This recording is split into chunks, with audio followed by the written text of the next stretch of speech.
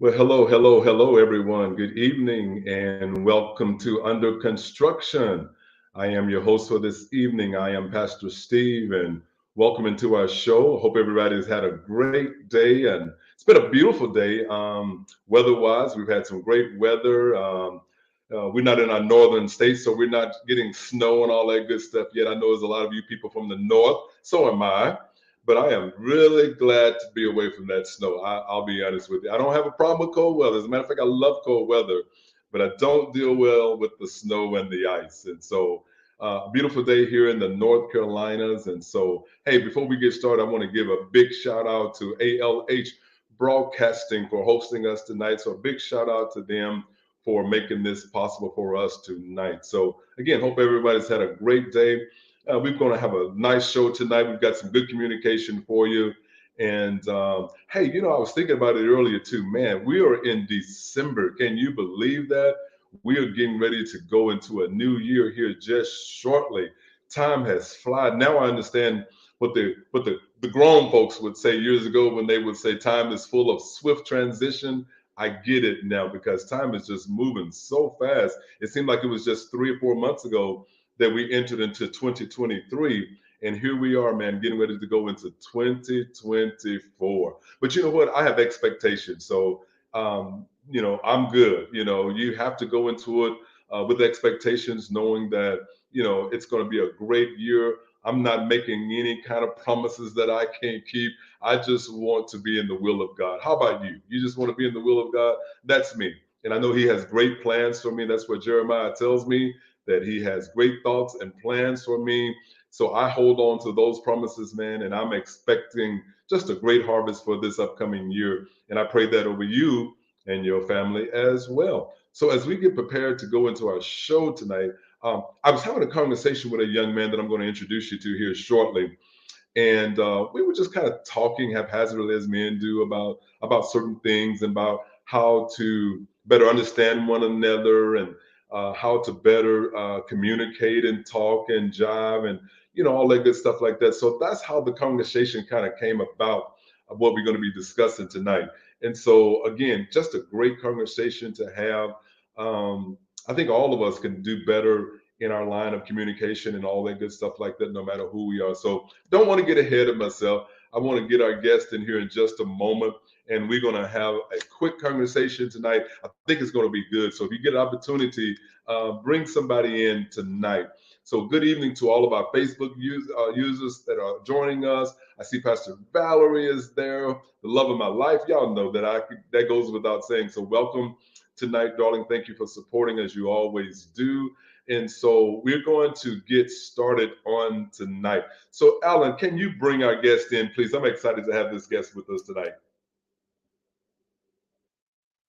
And hopefully, we have not lost him. You know how technology is. So, we'll give him a chance to come in. I haven't seen him show up yet. So, we're going to see how technology is handling. But we're going to continue to move forward anyway. And again, just want to welcome everybody to our show tonight. And what we're going to be talking about tonight, guys, and just came up in my spirit to share a little bit about is effective communication. There he is. Look at that young fellow right Hey, how there. you doing? Here I Good evening. am. Good evening. Then Good my evening. son, Good my son. evening. Yeah, so he is going to join me tonight. We're going to have a little father-son discussion, man. So, that is my son in whom I am well pleased. God is doing great Thank things. you. Yeah, God is doing great things in his life, and so I guess I can take a little credit for that. I mean, I We give you some credit. Yeah, you own a little credit for it. thank you. Little credit, little credit. Always try to set a good example. And, those are the things we're going to be talking about a little bit as we have him join us tonight. So we're talking about it. Him and I was having this discussion the other day, and I told him, I said, you know what? Pause. Let's hold up. Let's do this at another time. I think this would be worthy of just communicating on under construction, which is what that is all about. Under construction is really about all. It means what it says. We are all under construction. We can all continue to grow daily to become better people than who we are today. I was talking to somebody yesterday, I think it was Saturday possibly, about, and this was relationship wise, so it has nothing to do with the show really, but we were talking about marriage some kind of way. And a lot of people said they don't. Well, what happens is a lot of time in relationships, whether it's marriage or whatever, covenant, any kind, we don't give people the opportunity to grow and to change. And one thing about change is inevitable. People are going to change. People are going to grow, and so we have to figure out a way to grow together instead of growing apart. And so that's a whole nother discussion. I think I'll have Pastor Valerie That on with is. me, and we'll talk about that. But Stephen, That's another good discussion to have, though. absolutely. Thank you so much, so much, so much. So I hope you had a great day, sir, and that you're relaxed and that you are ready to handle this conversation. I know that you are. I am, yeah. And first of all, I just want to say thank you. I'm so. It's how cool is this to be on the podcast with my dad and to share these kind of conversations, man. So I'm you could tell I'm excited. I'm smiling and I'm happy. And I'm proud of you also just for having this platform uh, for us to come and share and have these conversations as men because it's needed in a Absolutely. safe space, no Right, judgment. You can right, relax and right. just be yourself and have good conversations. So yeah, I Cool. appreciate this and thank you.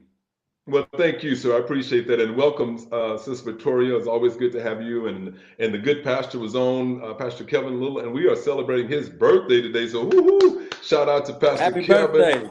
for his birthday. And then there is one of my favorite people down there in the warm Florida area, Miss Christina with the beautiful Layla. Welcome, Christina. Thank you for joining tonight.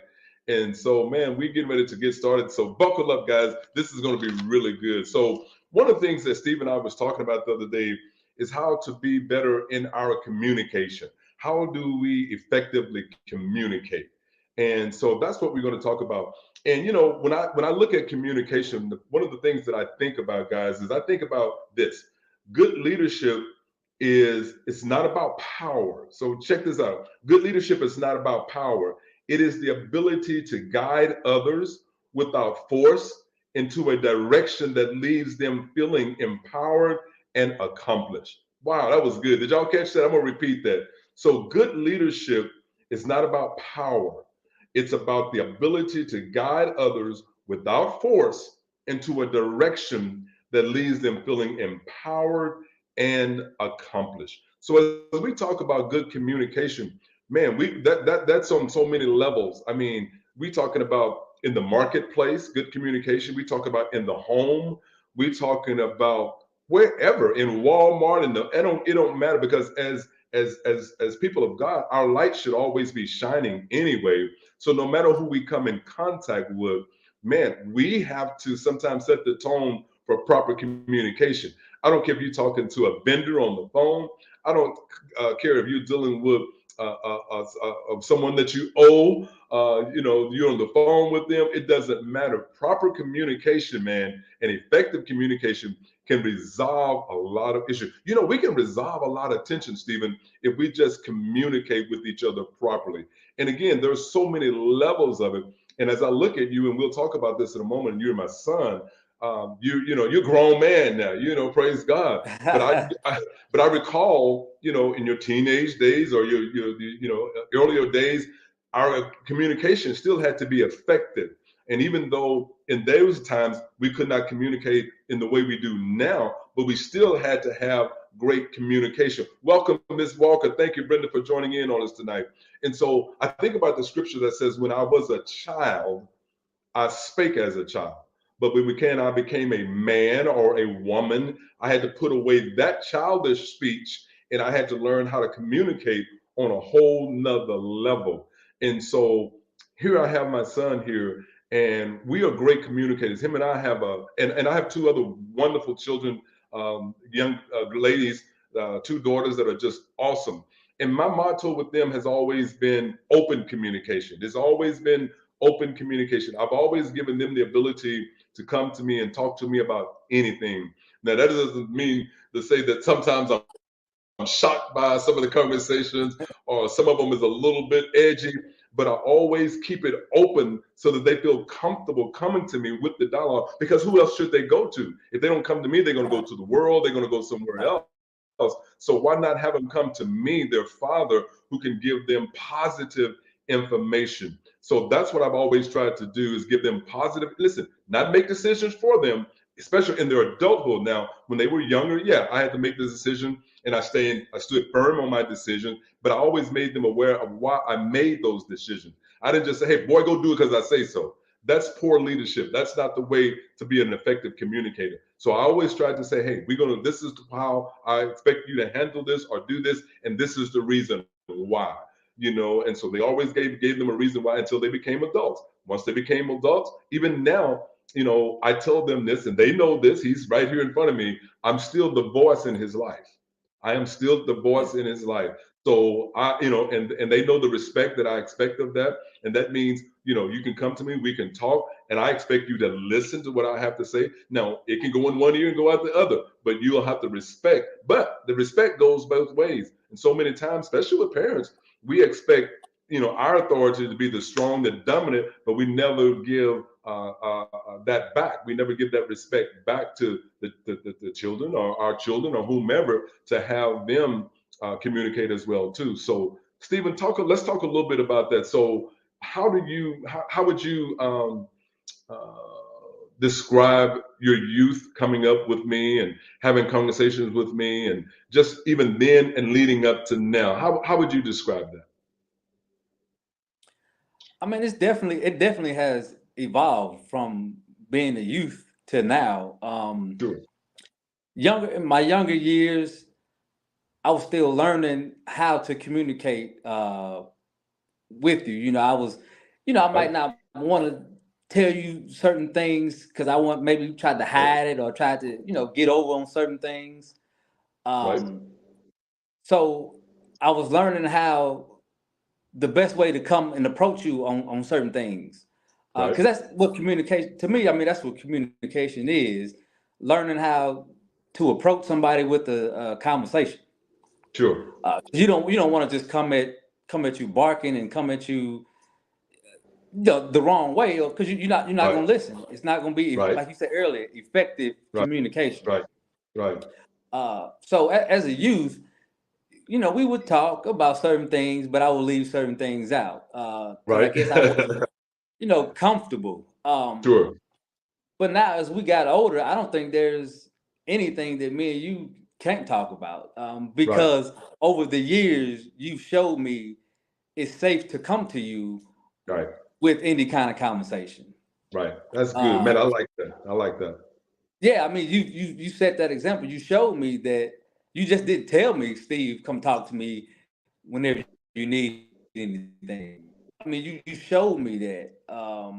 So it was easy for me to get to that point where I could come to you on any level with any kind of, conversation that I was dealing with, whether it be something at work, something in my personal life, something dealing with my kids or grandkids, with any situation. Now I can come to you with no doubt, knowing that I'm gonna get the best advice and best information possible. Yeah. And you said something that I love. You said you didn't come to me barking because, again, we're talking about levels of communication, because as a young person, you knew that wasn't going to fly anyway. The barking and coming at me the wrong way, that wasn't going to fly anyway. But now as an adult, you still know how to humble and come to me effectively in the right tone, but at the same time, like I said, it's got to be a give and take. So I've got to be a good to be an effective communicator. You have to be an effective listener. Oh man, that was a powerful statement right there. In order to be an effective communicator, you must be an effective listener. You must be able to listen, because a lot of times communication is just that. Sometimes people just need a listening ear, so they already have the answers. I've learned that over the years, a lot of times people already have the answers. They already know what they want to do and what the resolve is. They need confirmation. So if we're constantly talking and not listening, then we do them a disservice in being able to help resolve the tension about what they're coming to us about. Because even as adults now, and even in the young adult years with you and my daughters, I never made decisions for you. I always give you the tools to make a good decision. Always gave you the tools and to make a good decision. And Elder Hines, you bring up a great question. How do we provide that safe place? So we do that over time. We do that with being able to be comfortable enough in the environment with this particular person to be able to effectively come. And so it has to be, like Stephen said earlier, it has to be a judgment-free zone. It has to be something that if you come to me, man, I'm not shocked and like, oh man, that was stupid. That was crazy. Why would you do so? No, you have to listen and say, you know what? Hey, man, yeah, that was pretty, that was a pretty far out situation or circumstances, but let's see how we can resolve this. Once that person gets comfortable with that, then I think then we know how to deal with that. And also, I think it's trust as well. When you're creating a safe space, right? I have to be able to trust you to come to you with certain things, because I might not want everybody to know, or I might not, want it to be put out, for the public. Absolutely. So, when you're creating that safe space, I have to trust you enough to know that I can come to you with the most bizarre or the most intimate problem, and I know that it'll stay between me and you.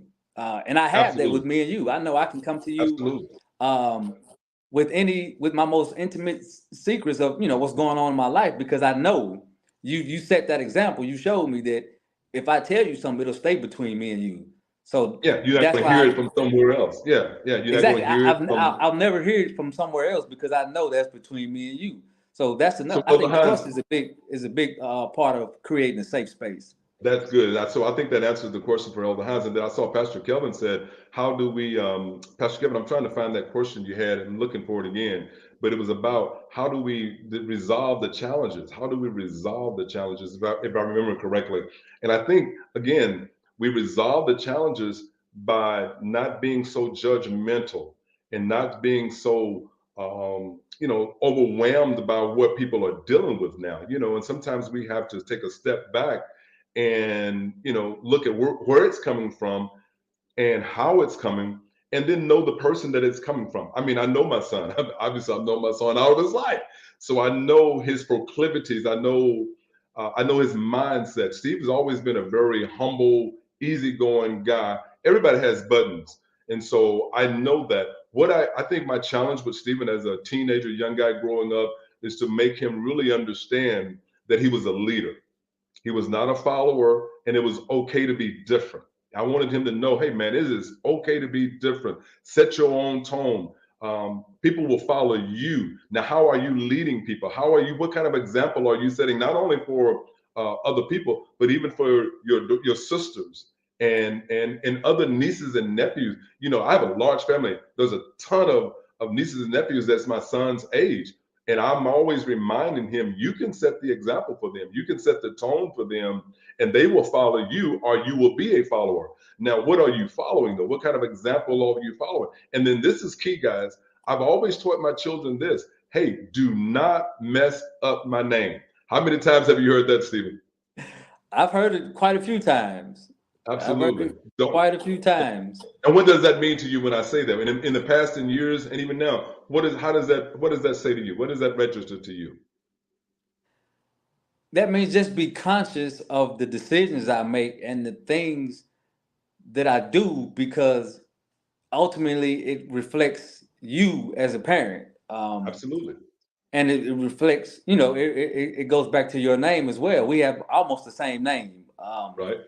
So just say if I was to go out and do something now, they was like, oh yeah, did you see Pastor Sim's son doing this or doing that? And of course that's I don't know if it'll look bad on you, but it's just, you don't want that coming back to you on your name. And on your reputation.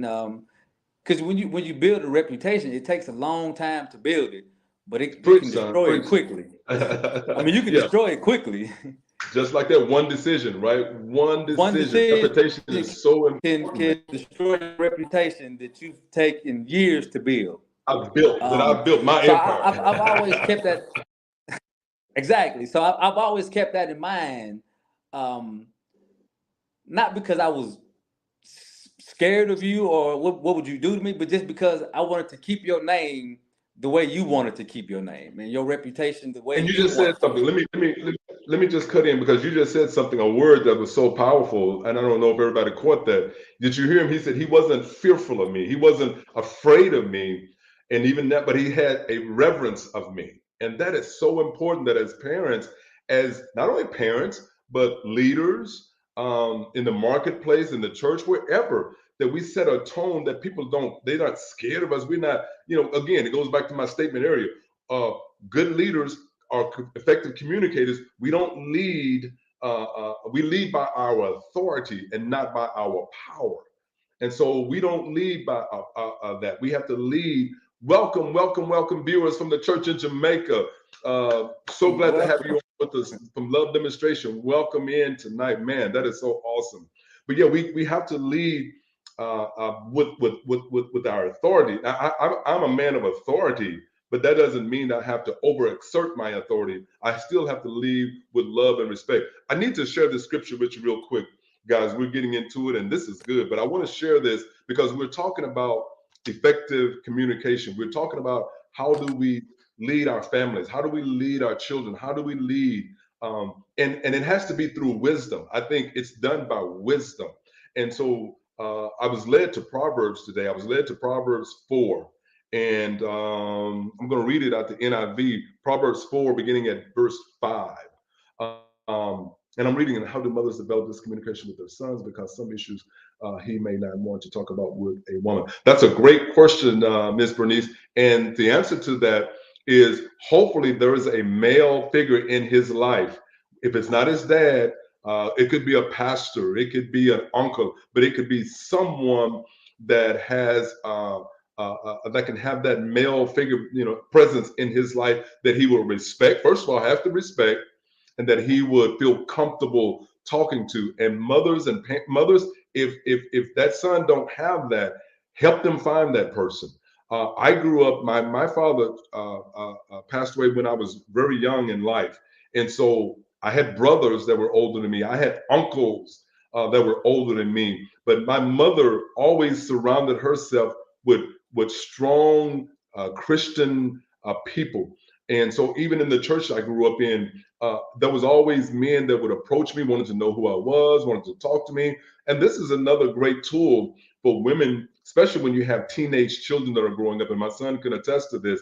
I always put them in sports, because in sports, you're going to have most coaches that are in sports now are going to be mentors. They're going to be mentors. Sports help to discipline us. Me, I was a basketball player, pretty good, I may add. But my mom, once I started playing organized sports at about 6th grade, and I became really good at it, and that's what I wanted. Man, my mother knew she had a grip on me, and so she's like, okay, in order to do this, this is what I require of you.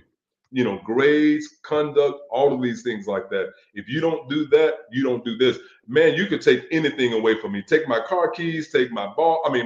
Don't take that basketball. And so I had that grip on my son the same way. He came up playing football and doing some things. Man, when I found out about that, I'm like, okay, dude, if we don't keep this average, we don't do this, we don't do that, and then you don't do that. So I always found out ways and it wasn't by force. It was just common communication. This is what I expect. As we're talking about that, one of the other ways that I was really able to deal with Stephen and my girls is always because I always use reverse psychology on him. I always told him, I'm like, man, I'm so proud of you. Hey, I ain't even got to worry about you going off the deep end, because I know, man, you're too intelligent. You're going to make good decisions. I'm not even going to worry about that.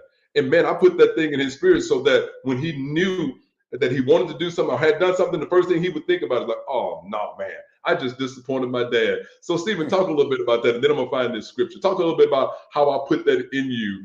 And it was psychology. It was reverse psychology. I used to tell him all the time, man, listen, what I heard can't be you. That just can't be, because that don't sound like the son I know, the one that's intelligent, the one that makes good decisions. Talk about that a little bit. All right.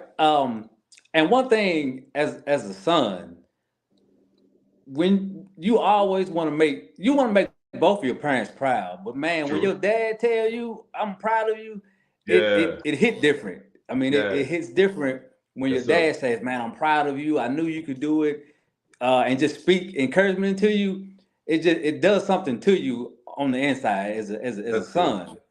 Right.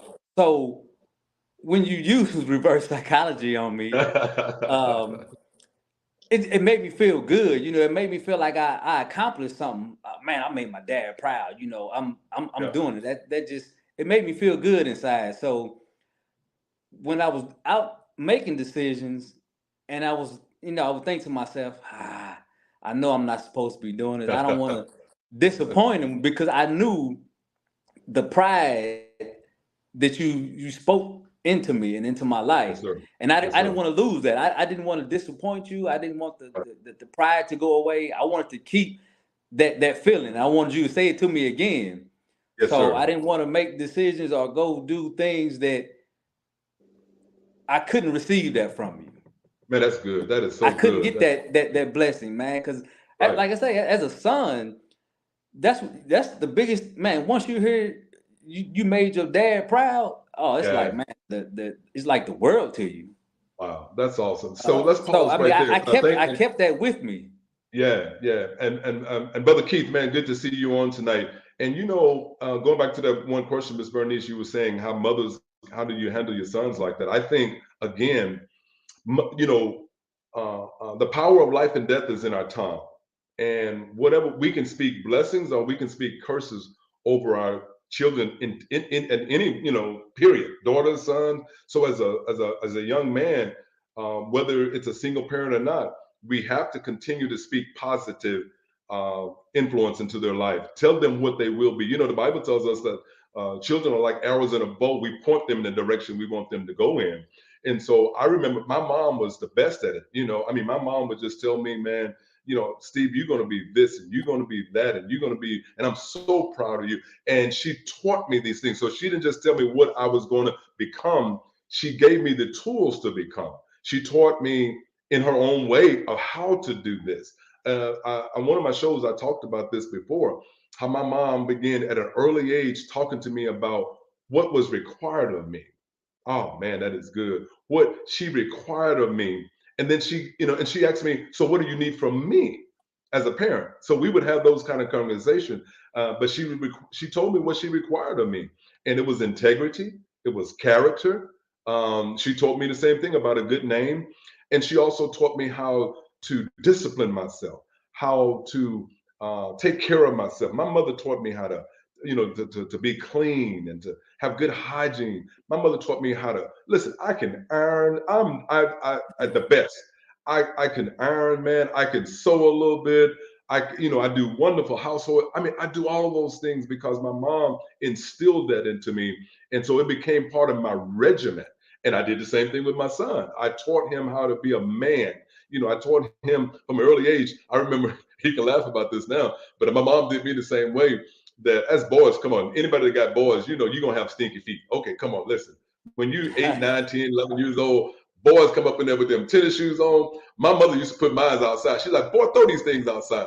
And so I remember one time Stephen came in and he had on some new tennis shoes, but them things were cutting up. I'm sorry, I'm telling you a story. Them things were cutting up. That's So you know what fine. I did the same thing my mama do. I put them things on the outside. I'm like, whatever, rain, I don't care. But I taught him, how to take care of himself and to become disciplined in that area as well. So let me hit this scripture real quick, because man, time is just moving really fast. So Proverbs 4 and beginning at Proverbs 4, I'm gonna start at verse 5. And we're talking about how to be effective in communication. So, and this is it. Here we go. Get wisdom. Proverbs say, get wisdom, and then listen at this, and then get understanding. Do not forget my words or turn away from them. Do not forsake wisdom. She will protect you. Love her, and she will watch over you. The beginning of wisdom is this: get wisdom. Though it costs all you have, get understanding. So the only way I think that we can be effective in our communication, man, is there has to be wisdom. There has to be understanding. Mm-hmm. And so I think Stephen and I, as we talk now as men, he has an understanding of me that I am who I am. I'm not going to change. I'm not, and that's the one thing I've been consistent throughout his whole life and who I am. I've always tried to walk upright before him, not to let him see me out there doing things that I shouldn't be doing, drinking, smoking, cussing, fussing. My son has never saw me do these things. Okay, if I did them, he didn't see it. How about that? Because I wanted to make sure that I listen at this, and even Miss Bernie, I wanted to make sure that I protected my image for him so that I could lead him. And he's like, hey, what you talking about, Dad? You doing this, you doing this, you doing that. I never wanted him to be able to come to me and say that. And he never in his years, I ain't gonna tell him how old he is, but in all of his years, he's 40 or something, he has never 40-ish. and say, Dad, you did ABC, blah, blah, blah, blah. So Stephen, real quick, time is catching up on us again. You have children now. So based upon what you and I have communicated and how we have the relationship that we had and the communication that we have now, how is that now affecting you in the way that you communicate with your children?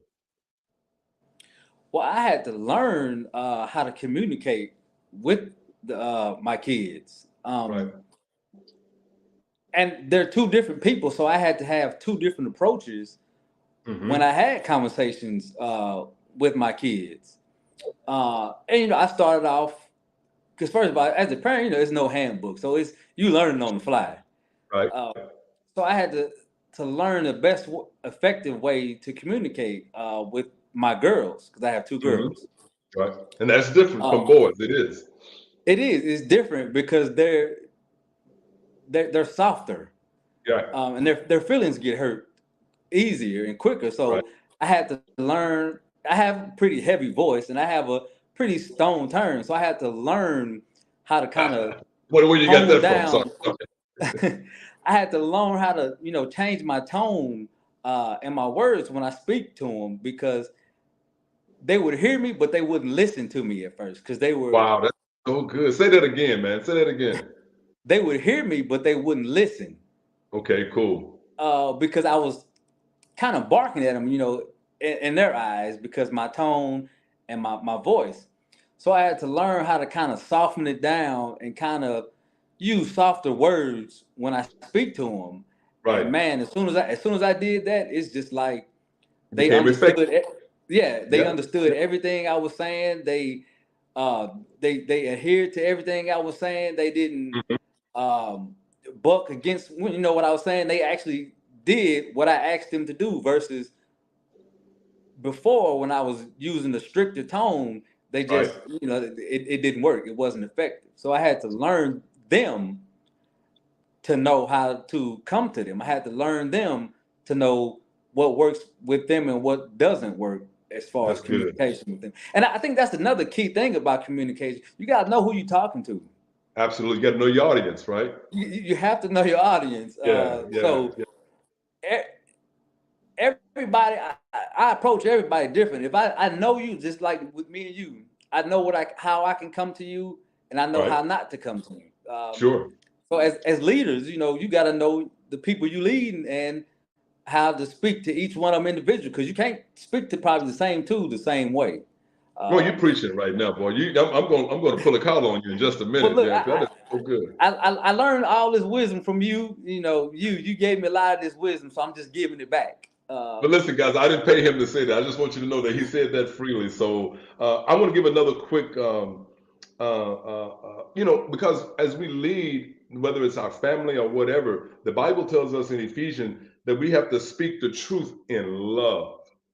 My mother taught me something years ago, man. My mom, bless her heart, I love this lady, but she always told me this, whether I was dealing with my children or whatever, she says, never leave anybody wounded. Mm-hmm. So when you have a conversation, you do it if you have to do it with authority, never leave them wounded. Come back and speak the truth in love. And so always bring some cure balm, some love and some affection to kind of coat it a little bit. And you said that even with dealing with your girls, you have to be softer. You're tough. And you and I both, I have a very deep voice. My daughter, India, man, let me tell you something. Growing up with Slim, we call her Slim. Growing up with Slim, she's the oldest. But even today, I kind of know that my tone of how I communicate with her, it affects her one way or the other. So even as a child, I never really had to put the rod on India. My voice tone always, it's like it would just cripple her. They said the lion is the toughest in the jungle. It is not because he's the fiercest and the baddest. It's because of his roar. Exactly. And so I knew I had, with my daughter, India, I knew that sometimes my tone was just like paralyze her. And I knew that I had to be a little bit more, like you said, sensitive in my communication with her, so that not to make her afraid of me, but to respect me. And I think that's what we're talking about as effective communicators. We have to learn to communicate so that people will respect us, not be afraid, but respect us. Here's another good nugget. It says true communication understand that leadership is not about them, but those that they are communicating to. So it's not about exalting yourself as much as it is about exalting the others that we are communicating with. So I've always, even now with my son, and I'll say this publicly to you, I'm very proud of you. You are just an awesome young man. Man, you are I mean, I could just say a lot about that, but you're respectable. You're respected. You carry yourself in such an awesome way, man. I learn from you. I listen to you in our conversations. I have to be open-minded. I can't just be so closed-minded and say, you know what, I'm the dad. You ain't got nothing to say to me. But I'm always listening. I'm always opening. And I want you to know I receive nuggets from you. And they are great nuggets. I hear you repeating the word of God. And that's what blesses me. You are in the word. And I'll say that to you. Stay in the word, man, because that's what's going to deliver. Having a father's voice is more important than call it. Absolutely, Muriel. Having a father's voice in your life is so important. It's the authority. It's the ability to connect. And I've saw that with you, Muriel, and your daughter, and your her father. I knew that, and most young women, they are really they gravitate to the dad. How do we handle that? How do fathers handle that when when your daughters gravitate for you? And sometimes mothers, it's the opposite. Some of the young men gravitate toward the mothers. But only thing I say to that sometimes is I remind mothers of one thing, and it's this: you cannot be mother and father. You cannot be. You are mother. It takes a male to raise a man, and to not to raise a man, but to be that father voice in their life. So I hear women say sometimes, well, I'm the mother and the father. No, you are doing a great job as being the mother. And sometimes all the weight is put up on that single mother. And kudos to those single mothers. I've seen them do it. I saw my mother do it as a single parent until she remarried. And you saw it as well, too. And so, go ahead, Stephen. Share anything else while I find a scripture. Well, no, you were just saying, the things, how you get nuggets from me and how you were proud of me, and you hear the word of God coming out of me. And that's because I've had a great example set before me. Sure. That's all I can say. If it wasn't for you setting the example and setting the standard, who knows, where I would be. But like you said, you stayed consistent with your lifestyle. I've watched you, I've learned from you. I was probably watching you when you didn't even know I was watching. Right. And that's and pick up on little things to add into my life, because I see how it works. right. And so, kudos to you as well. I appreciate you, and I thank you just for the wisdom and the knowledge that you've given me, and just the listening ear that you've given me, and the respect that you give me. And one of the things I've always said to you, and I'll say it again, freely I give. I have, and I told my son this. I've always said this to my son. I have nothing to hide. My life is transparent to him. When he's around me, if he's in my home, when we're together, I'm very transparent. I have nothing to hide. And doesn't it feel good, Stephen, to live that kind of a lifestyle where we don't have to hide and about what you're going to see. And when I go to his place, I got a key. The brother gave me, I got a key to his house. He has a key in my house.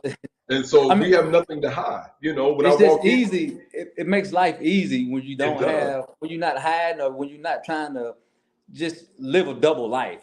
Just absolutely, man. That's good. Live what you say. Just it's easy. Live what you say. Just be who you are, right? Be who Check this you are. I out. mean, This is that's so simple. Colossians 4:6 says this. It says, check this out. Let your conversation be always full of grace. Oh my goodness. Let your conversation be always full of grace, seasoned with salt, so that you may know how to answer everyone. See, in good communication, it's not just for Stephen, it's about whomever comes into my space, man, into my life. If I'm in, again, I said it earlier, if I'm in the mall, if I'm in the store, if I'm at the, it doesn't matter. We've got to know that people, listen, there are people that will know who you are or know who I am that we have no clue who they are. But because we are prominent people, sometimes, so when I say that, I'm talking about in ministry, that people will know who we are. We don't have a clue who they are. So my mother used to tell me that always watch where you're going and know where you're at. But I'm grateful that we can get to a point in life where we don't have to look over our shoulders anymore, like you said, to see who's watching. Just live that lifestyle. That's what you just said. Just live a lifestyle that's first of all pleasing to God and then pleasing to one another. I don't want anybody to call me and say, man, I saw your son and he was ABCD. No, I don't want that as a father either. And so I've always cautioned my children, be mindful. You heard him talk about it earlier. Be mindful of what you do with my name. My name, man, listen, I've worked hard for my name. So whatever you do, don't mess up my name. We're going to have to get out of here in a little bit. I want to leave something else real quick, and I'm trying to find it. I had notes, man, and we didn't get all the way off my notes, but it's all good. But I do want to say this. Your mindset control your assets. How about that? Your mindset controls your assets. So it's so a man think it and so a man speak it. Not only think it, but what comes. I think it says sometimes it's not always what goes in a man that's an issue. It's what comes out. Yeah. And we have to be mindful of our conversations and even to one another. And respect goes both ways. I said that earlier. We have to make sure that we are respecting one another, that we're not crossing boundaries. My son, Stephen has teenage, and they're going into the teenage years. And so as his father, I never interfere with him raising his children. I let him raise his children. But now I will give him nuggets, right, on how to effectively raise his children. He might come to me with a question. So I never give solutions. I always give nuggets to make solutions and to give them the opportunity to make their own choice. That way he can never come back to me and say, well, you said, Dad, to do A, B, C, D. No, so I give him nuggets to make his own decision about it. And you get it off of you, huh? I get it off of me, and we had that conversation the other day. You came to me about a situation and I'm like, hey man, listen, only thing I can share with you is consider A, B, C, D. Consider this, think about this, process this. And I trust you that you're going to make a great decision. And that's what you told me, I mean, it worked perfectly. I used the advice that you gave me and what you told me. And I mean, it worked perfectly. So that's why I know I can come to you and get these things because I know it works. And that's how we build trust. That's how we build trust. Someone asked that earlier. How do you build that trust? How do you build that trust? And so listen, to whomever is listening right now, always know that you can be an effective communicator. Always know that, sometimes before we answer, always maybe inhale and exhale, and always ponder before you give an answer. And I'm learning to do that more and more and more. Even if Stephen comes to me or whomever comes to me with a question, listen, if I don't have the answer, I'll be the first one to say, you know what? Let me ponder on that. Let me get back with you. I don't have the answer. Let me think about it. Let me research it, and I will give you the answer. And it's okay to do that, because I don't have all the answers. Jesus is the answer. But I can find the answer, and I'll always do that. I always say to my children and to whomever that comes to me, I'm like, hey, I don't really know the answer to that, and I'll be the first one to acknowledge that.